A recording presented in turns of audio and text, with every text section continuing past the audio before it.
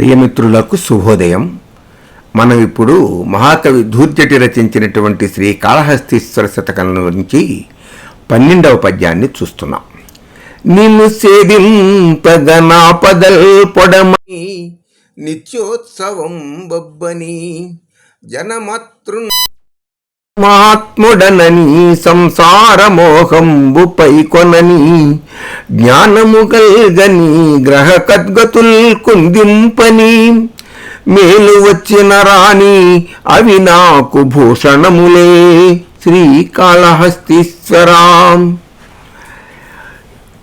ఓ శంకర, శ్రీకాళహస్తి ఈ మూడింటి చేత సేవించబడినటువంటి ఓ ఈశ్వరుడా, నిన్ను సేవింపగా, నిన్ను సేవించడం మూలంగా, నిన్ను పూజించడం మూలంగా, నిన్ను కొలవటం మూలంగా నాకు ప్రమాదాలు వస్తే రాని లేదు. ప్రతిరోజు కూడా ఉత్సవాలు, సన్మానాలు, సత్కారాలు జరిగితే జరగని.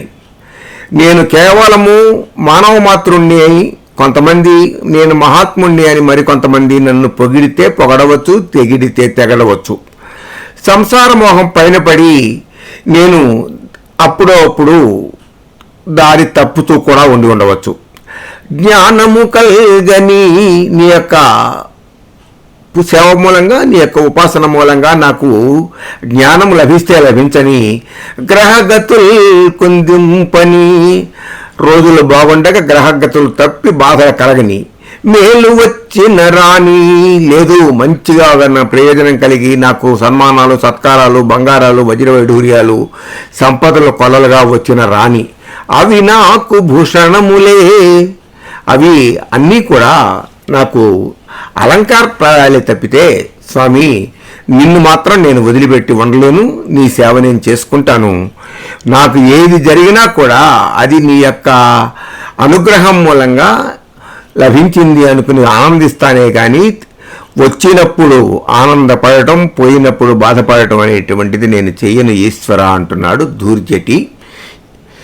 నిన్ను సేవింపగా నా పదల్ బడమని నిత్యోత్సవం బబ్బని, నీ జనమాతృండనని మహాత్ముడనని సంసార మోహంబు పైకొనని జ్ఞానము గల్గని గ్రహగతుల్ కుందింపని.